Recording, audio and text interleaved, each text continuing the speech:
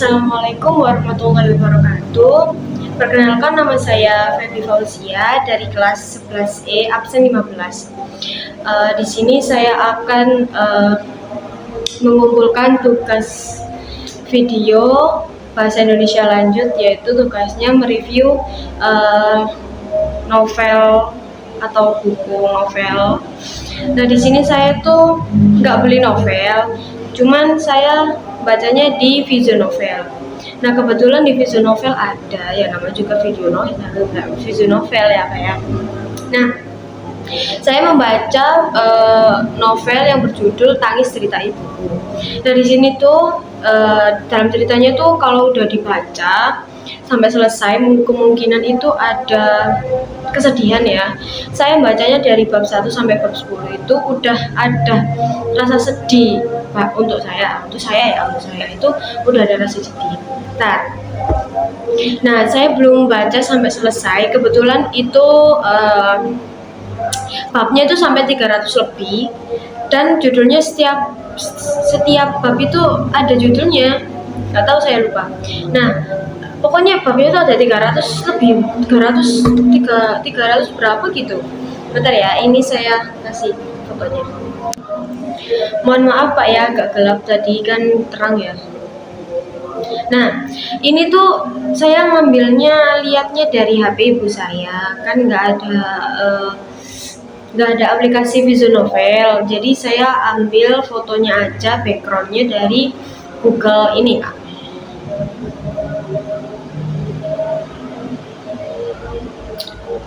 Nah, dari fotonya ini HD banget Pak ya, HD, terus bagus ya.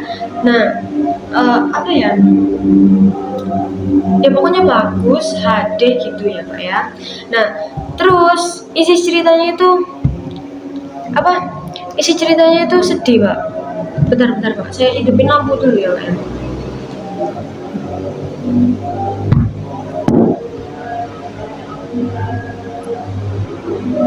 Nah, isi ceritanya itu seru, cuman agak sedih. Nah, saya mulai baca dari bab 1 ini. Seorang ibu ini tuh punya 5 anak. Nah, itu pun 5 anak itu yang berbakti cuma 1 Pak. Sama seorang ibu ini tadi tuh yang berbakti cuma 1, yaitu namanya itu Kak Riana. Nah, dari anak-anaknya yang lain ini, kalau dibilang berbakti pasti berbakti gitu Pak, yang apa ya, pasti berbakti gitu. Nah, berhubung ada kendala dari ekonomi, jadi ibunya jadi si anak ini tadi, kecuali si Mbak Riana itu kayak melaknat gitu loh Pak, kayak nggak nerima ibu ini gitu. Nah, sebelumnya saudaranya ini ada yang namanya Kak Riana, Kak Rahmi, Kak Yuni, terus Bang Jamal sama Bang Fadil. Nah, dari kelima ini yang punya duit itu cuman 2 orang Kak. Nah, yang punya duit atau kaya ini tuh cuman Kak Riana sama Bang Fadli. Nah, Bang Fadli ini kaya gara-gara istrinya seorang karir gitu Kak. Nah, sebelum itu Kak Riana ini tuh meninggalkan ibunya, maksudnya itu kayak ibunya tuh ditinggalkan di kampung halamannya bersama saudara-saudaranya ini tadi. Nah, Kak Riana itu ke luar negeri buat kerja, yaitu ke negeri Saudi Arab, itu selama 8 tahun. Nah, selama 8 tahun ini tadi Kak Riana kok rasanya kangen banget gitu sama ibunya, terus kayak mimpiin terus gitu sama ibunya, tadi dimimpiin terus gitu Kak Riananya. Kayak ibunya ini tadi selalu datang ke mimpi, si ibunya Kak Riana ini tadi selalu datang ke mimpinya Kak Riana di malam hari. Nah, akhirnya Kak Riana ini akhirnya Kak Riana ini tadi inisiatif buat pulang ke kampung halamannya Pak. Nah, pulangnya itu ya lumayan lama sih Pak ya, soalnya di luar negeri 8 tahun ya Pak ya. Pasti kangen lah sama kampung halamannya atau sama orang tuanya. Nah kebetulan di cerita ini tadi tidak disebut ayah, seorang ayah Pak ya. Berarti ibunya ini janda, nggak tahu ayahnya kemana. Nah akhirnya Kak Riana ini tadi pulang. Sesampainya pulang di rumahnya di kampung halamannya tadi, tidak melihat atau tidak langsung bertemu dengan seorang ibunya. Di situ cuman ada Kak Rahmi, Kak Yuni, sama Bang Jamal. Nah sebelum Kak Riana pergi ini tadi, saudara-saudaranya itu belum belum nikah semua Pak. Nah pas Kak Riana ini tadi pulang, tiba-tiba, maaf Pak, barusan ada tamu. Sampai mana tadi ya? Nah, ya sebelumnya itu saudara-saudaranya ini tadi belum pada nikah Pak. Pas Kak Riananya masih di rumah itu belum pada nikah, kayak masih bocil-bocil gitulah Pak ya.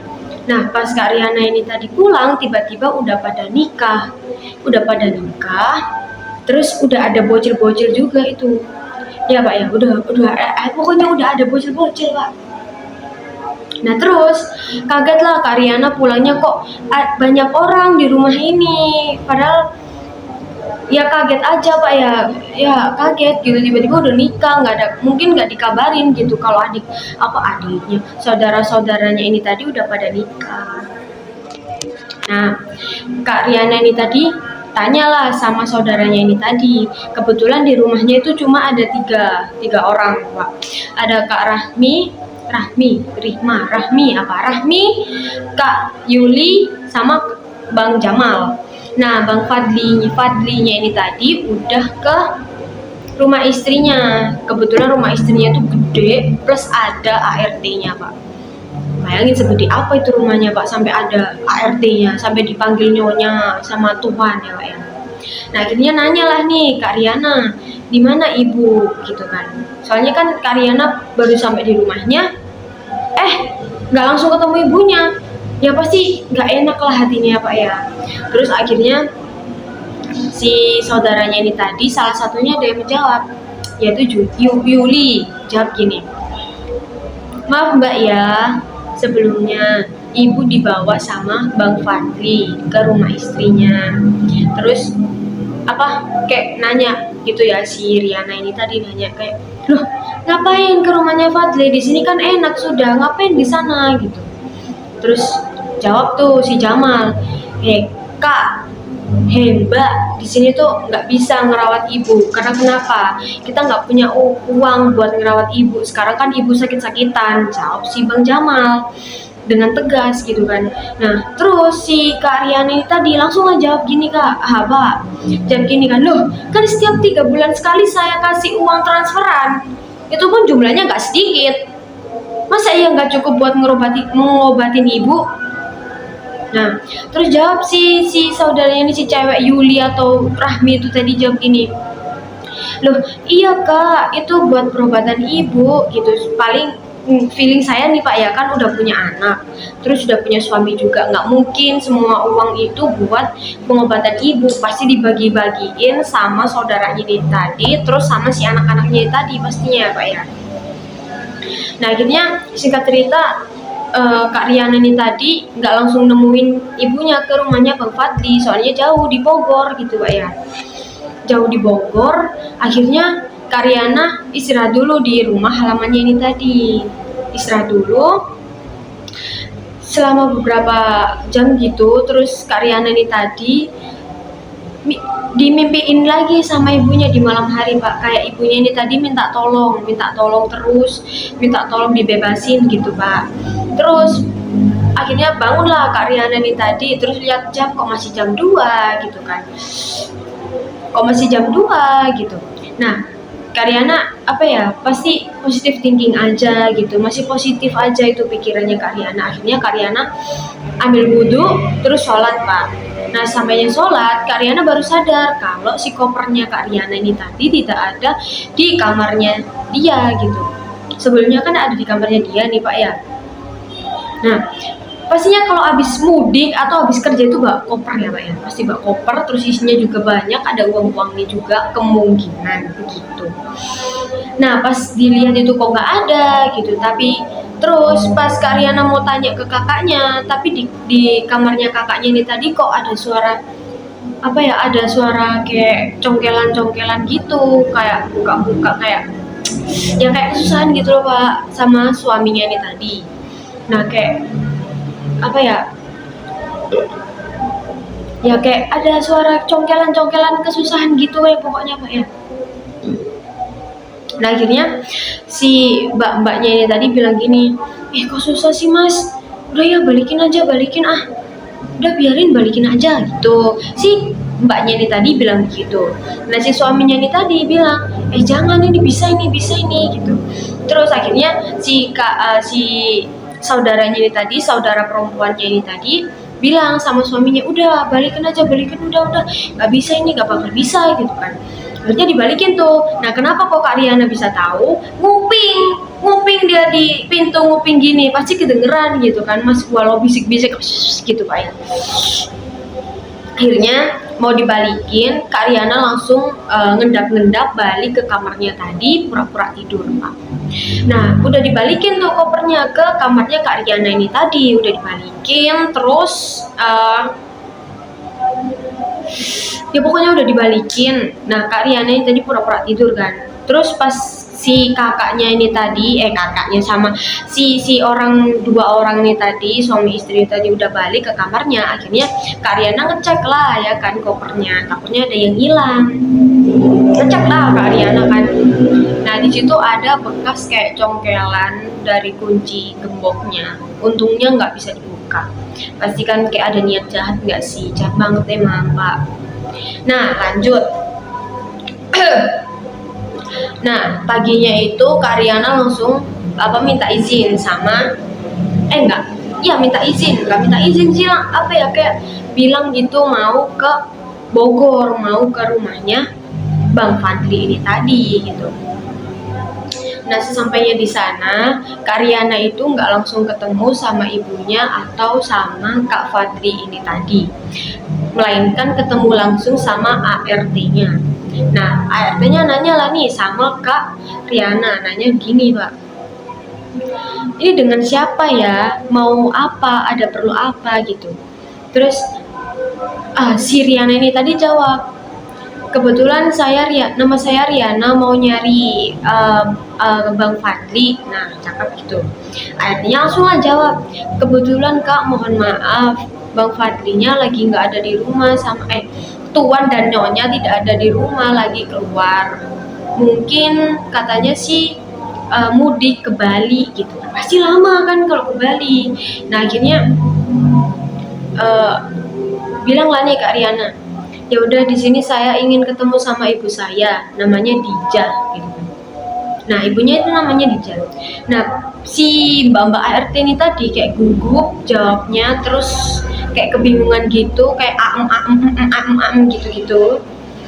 Dijawab kayak, saya Kak Riana coba bilang, saya pengen ketemu sama ibu saya gitu, tolong panggilkan. Terus si ART-nya ini tadi jawab, kebetulan Kak ibu Dijahnya lagi istirahat dan nggak bisa diganggu. Nah itu jawab ART-nya sambil gugup. Nah Kak Riana ini tadi langsung lah bilang kalau pengen ketemu ibunya, tapi ibunya ini tadi lagi istirahat, jawab si ART ini tadi. Nah langsung bilang gini, ya udah kalau gitu Mbak, kalau misalkan ibu saya udah bangun, tolong diinformasikan ya kalau saya kesini gitu, saya udah pulang. Nah gitu. Nah sampainya udah selesai ngomong-ngomong, udah selesai ngobrol-ngobrol, akhirnya baliklah nih Kak Riananya kan, ya mau balik tapi masih mikir dulu gitu, kalau misalkan dia balik ngabisin waktu, ngabisin uang gitu kan, masih mikir itu, masih duduk-duduk kayak di kebun atau di apa gitu ya.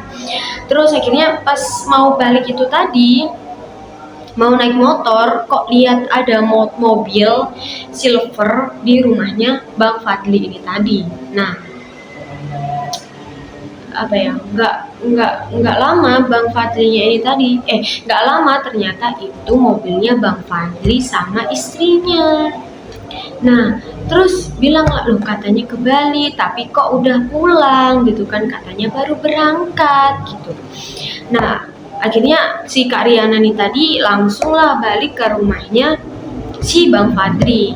Nggak manggil selayaknya tamu gitu, nggak kayak apa ya, kayak selayaknya maling masuk ke rumahnya tuh diem-diem demi menemuin ibunya. Nah, akhirnya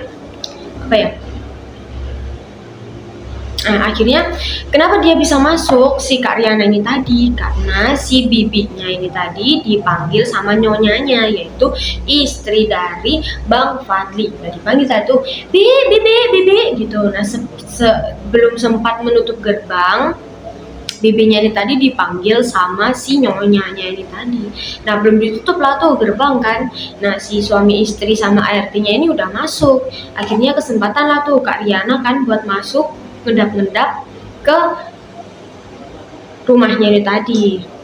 Nah, kebetulan Kak Riana ini tadi ada di gudangnya ya, di gudang. Di situ ada 2 kamar ya Pak. Ada 2 kamar, kemungkinan itu kamarnya si ART, nggak tahu satunya sama siapa. Nah, kebetulan di situ pas ART-nya mau masuk itu membawa secangkir air putih sama roti. Nah, dibawalah tuh air putihnya sama rotinya itu ke kamar yang kedua. Dibawalah tuh. Nah, itu pas ART-nya keluar itu sambil nangis gitu. Kenapa gitu kan? Akhirnya si Kak Riana ini tadi curiga di situ pasti ada ibunya gitu. Tapi kok dikurung gitu kan. Daripada penasaran, akhirnya disamperin itu si kamarnya itu tadi. Nah, sebelum disamperin itu kebetulan si ART-nya udah balik ya Pak ya, udah nggak ada gitu. Nah, pas sudah disamperin kaget, ternyata itu ibunya dikurung di situ. Nah, pas dikurung di situ langsunglah Kak Riana teriak kayak ibu gitu sambil ditutup mulutnya agar tidak ketahuan atau tidak kedengeran sama pemilik rumahnya sama ART-nya, sambil gini gitu. Nah, ibunya ini tadi tuh kayak tidur di kasur yang udah nggak layak, kemungkinan kayak amben ya Pak ya, amben, nggak tahu bahasa Indonesia-nya Pak. Pokoknya amben kayak amben gitu mungkin ya Pak ya. Nah, akhirnya pas di situ Kak Riana itu tuh kaget kayak ada gelas air putih yang udah kotor, 2 air putih yang udah kotor, nggak tahu itu berapa lama di kamarnya ibunya itu, sama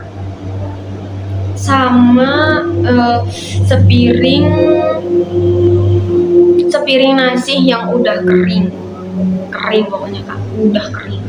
Nah, ibunya ini tadi tiduran tapi ngadepnya kayak nggak ngadep ke pintu gitu, ngadepnya ke tembok kemungkinan ya Pak ya, ngadepnya ke tembok.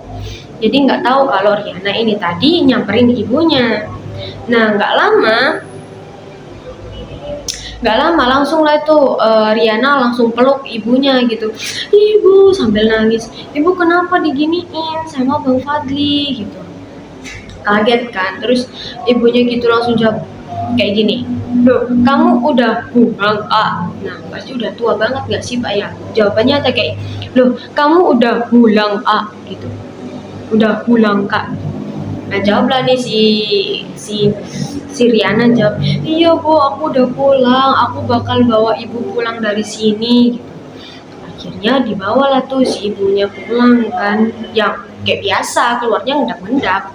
Kemungkinan rumah segede itu pasti ada CCTV ya, tapi ya udah biarin. Nah,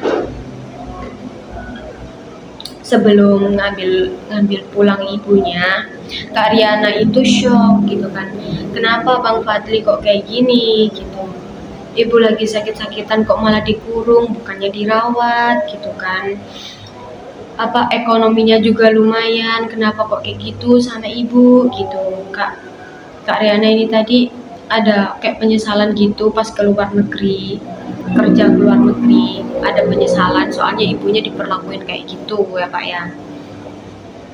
Nah akhirnya ibunya dibawa pulang, kemungkinan ke tempat halamannya kediamannya Kak Yuli sama Bang Jamal sama Kak Rahmi ini tadi, kemungkinan dibawa ke situ. Mohon maaf ya Pak, saya bacanya cuma sampai bab 10. Nah itu sekian dari saya. Ceritanya kayak gitu ya Pak ya, dari novel, soalnya saya bacanya bab 1 sampai bab 10. Nah kelebihannya tuh apa ya, novelnya ini menarik, terus dapat kayak mengingatkan kita kepada ibu, terus kayak ya terus kamu kemarin nggak ingat sama ibu kamu, bukan, maksudnya bukan gitu ya Pak ya, maksudnya itu kayak mengingatkan kita kepada ibu, lebih mengingatkan lagi kalau misalkan kita kerja di luar negeri ya Pak ya. Kelebihannya gitu, dan bikin terharu juga ceritanya. Dan kekurangannya itu babnya dikit aja gitu ya Pak ya, jangan banyak-banyak gitu. Ini 300 bab lebih gitu Pak. Masa aku baca Pak, nggak ya, 2 bulan gak cukup itu Pak, 300 bab ya Pak ya.